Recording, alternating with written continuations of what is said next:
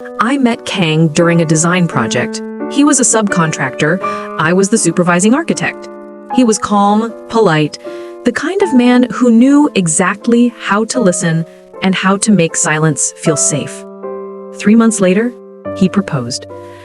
"You've been through too much," he said softly. "Let me take care of you." I said yes. The wedding was small, no family from his side, no legal papers. He said his mother was sick and couldn't travel, and that he'd register the marriage once his company documents were sorted out. I didn't question it. I was in love, and love is the most dangerous kind of trust. The house we moved into was beautiful. Sand-colored walls, green plants hanging from the balcony. He told me to make it mine, but the bills came under 2 names, Min Kong/Ming Tree. When I asked, he smiled. "One's my business name. Don't worry about it." And I didn't, because love makes you ignore the noise around the lies. He was gentle, too gentle, and extremely careful about contraception. Every time I asked why we weren't trying for a baby, he said, "Let's wait until the marriage is official. You deserve a proper start." Months passed. Every time I brought up the registration, he said it wasn't the right time. "This month is unlucky," he'd say. "The bank's reviewing my loan," he'd add. And somehow, I always nodded. I'd never met his mother either.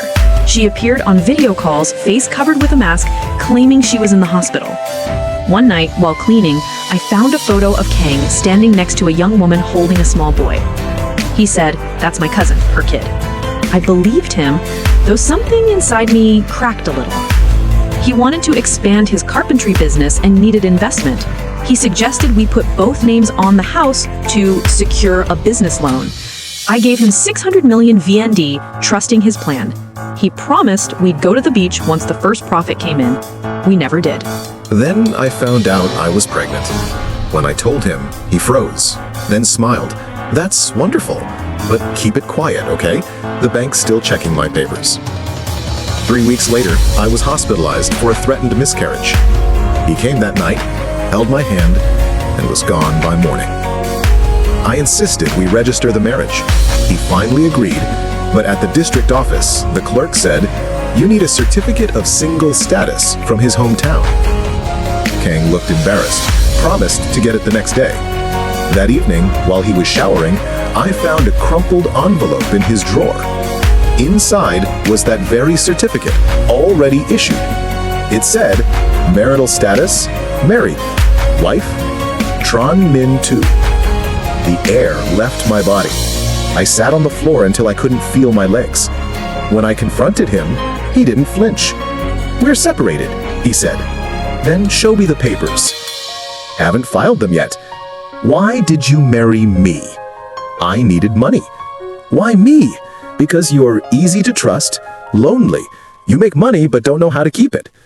Then, as if it excused everything, he whispered, "You have a good heart. That's your weakness." I asked, shaking, "And our child?" He looked away. "Don't keep it. It'll just complicate things. For me." I met Tu, his real wife. She was calm, tired, and far too composed. She said, "I knew about you.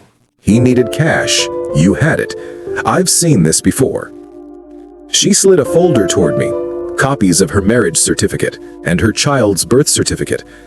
"That house isn't his. It belongs to his company. You're part of his plan." "Why tell me this?" I asked. "Because if you stop giving him money, he'll show up again. And when he does, I'll make sure he has nowhere to run." That night, Kang came home, found the documents on the table. He sighed, like a man rehearsing regret. "You know then. Fine, I won't lie anymore. I loved you." "You loved me while avoiding a baby and lying about your name?" "I was afraid. You're too good. Good people make others blind." I said nothing, but I felt the blindness finally lift. I froze his credit cards, locked my accounts, and called a lawyer. 3 weeks later, he returned, drunk, holding a small bottle. "Let's drink together," he whispered. "End this once and for all." I kept my voice steady. "You're being recorded." The door burst open. Two entered with 2 police officers and a bailiff. They handed him a court summons for fraud, forgery, and emotional abuse. He sat down heavily, staring at me. "You two work together?" "Since the moment you called my baby a complication," I said. He was detained for investigation. Eventually, he received a suspended sentence. Not prison. They couldn't prove the fraud. The money was voluntarily transferred. But for me, the punishment was permanent. Carrying the child of a man like him. I gave birth. On the birth certificate, under father, I left it blank. My hand didn't shake when I signed it. I sold the house, paid the debts, and moved to a smaller apartment filled with sunlight. I went back to work. At night, I attended basic law classes. I learned how to sign my own documents, how to protect what's mine. Months later, the detention center called. He wanted to apologize. I went. He looked thin, pale, smaller somehow. "I'm sorry," he murmured. "Don't apologize to me. Apologize to the child you called a mistake." When I walked out, the sky was clear. It felt lighter, like breathing after a long storm. Now everything important fits in one drawer. My child's birth certificate, a savings book, and a little wooden plaque that reads, "Don't hang your life on someone else's nail." Because I learned the hard way, when you hang your world on someone else's promise, all they have to do is pull their hand away, and you fall.